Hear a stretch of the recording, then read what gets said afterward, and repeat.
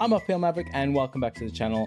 Today we're breaking down the utter chaos of Game Week 6, locking in that crucial transfer for Game Week 7, and of course diving deep into our essential buy, sell, keep, avoid list. Let's get into it.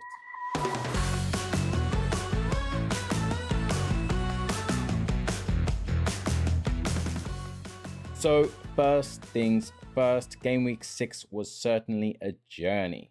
We finished on 75 points and moved to the overall rank of 325,000. 75 points looks okay on paper, but this was a nail biter because this week we played the triple captain chip. In defense, we had some expected low returns. Vicario was unlucky, conceding a goal from a scrambled shot after making a save and giving us just 2 points, although we can't complain about his season return of 32 points so far. Trufford picked up 3 points, while Spence and Vandenberg both grabbed 2 points each. Spence's minutes are becoming a real concern, so he's one that we need to keep an eye on moving forward. In midfield, Semenyo was once again excellent, delivering 7 points after scoring a nice set piece against Leeds. He's definitely a set and forget asset right now, having scored 4 and assisted 2 in his last 6 games.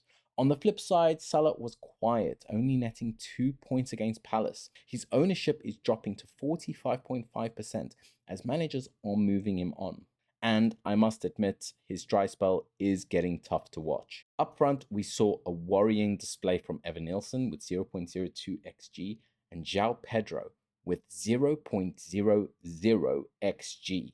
Was very disappointed with João Pedro, who sat very deep, but forget the disappointment because then came the big man, Erling Haaland. With my triple captain chip on him, I was content with an early assist, feeling like the chip wasn't a total hit. That was until he managed 2 goals, one in the 93rd minute and the other in the 96th. That late surge gave us a massive 48 points from our captain. Haaland single-handedly saved my game week, and I am forever grateful. But enough about the past, let's look forward to game week 7, where we are lining up in a 3-4-3 formation again. We're going into this week with 2.1 million in the bank. My main priority this week is replacing the underwhelming Evanilson. My transfer plan is pretty simple. I'm moving Evanilson out to Victor Gyökeres. Gyökeres plays West Ham at the Emirates this week, and I'm hoping for a massive haul. I plan on keeping this transfer as late as possible, just in case of any unexpected injuries. Looking at the rest of the team, Vicario plays Leeds, and I think Spurs have a great opportunity for a much-needed clean sheet, even away from home. I have Spence against Leeds as well, and while I like the fixture for a clean sheet, I'm still unsure about his minutes. Richards faces Everton, a team not known for scoring, so I'm hoping for a clean sheet or at least some DEFCON points. In midfield, Semenyo is at home to Fulham, and given the form he's in, I wouldn't be surprised if he returns with at least a goal. Is he a captaincy option? It's definitely something to think about. Salah plays Chelsea away. I must admit, I might be making excuses to keep him, but I do want him for the Man United fixture in Game Week 8. I need to see a significant improvement soon though, or the excuses will eventually run out. Up top, João Pedro plays Liverpool, and honestly, I don't hate it. Liverpool have been a bit suspect defensively, and a player like João Pedro could certainly come away with a return.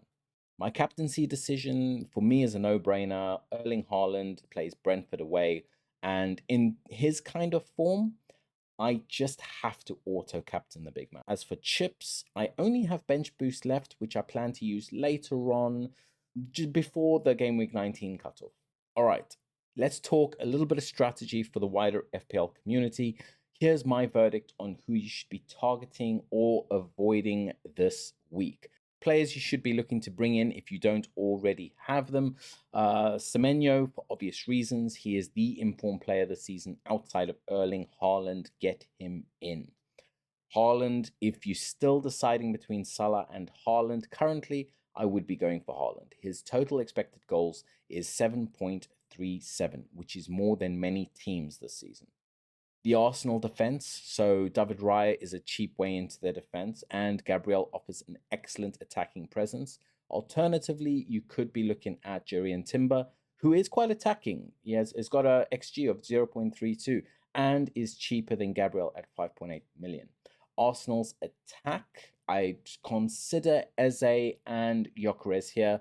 Eze is a minute's risk, but he costs only 7.5 million in an Arsenal team with a great run of fixtures, starting with West Ham at home in game week 7.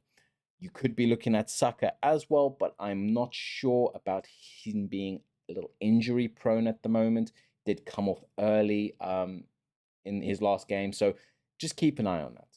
Now on to players that I think you should probably look to keep. If you still have Watkins, hold on to him. He scored his goal, plays Burnley at home in game week 7. However, I must warn you, if he blanks again, that will have to be the final straw.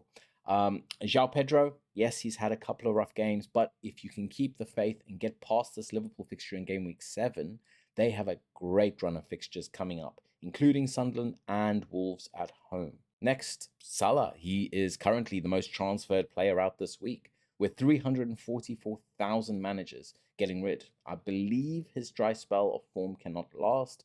Even though they play Chelsea away, I wouldn't put it past him returning a goal and an assist.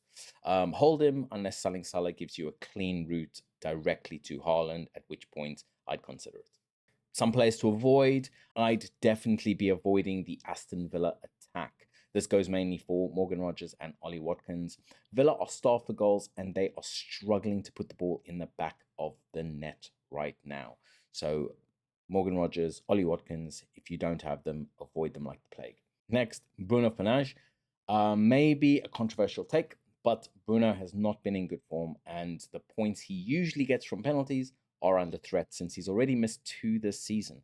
I'd be avoiding the Manchester United attack in general, as they do look a bit lackluster. Next on to Isak. Again, potentially controversial, but I don't think we should be breaking the bank to bring him in, as he's still integrating into the team. However, monitor him closely because Ekitike came off injured midweek, which could significantly improve Isak's minutes. Now onto Doku. He's been in unbelievable form, lurking in right back streams like Freddy Krueger. But he is the same old inconsistent Doku we know. So while he could be a punt at 6.6 million, I'd be cautious with this transfer. And the only sell I really have that I can say absolutely get rid of him, Chris Wood. If you still own him, he's one of the most obvious sells, with 257,000 managers already moving him on this week. He hasn't been the Chris Wood of last season, and I don't think we'll be seeing him anytime soon. And that wraps it up for Game Week 7 preparation. Let me know in the comments below if you're making the move for Gyökeres or if you're one of the 344,000 managers finally getting rid of Salah. Make sure you like the video and subscribe for all your weekly FPL updates. Good luck in Game Week 7, and I'll see you in the next one. Peace.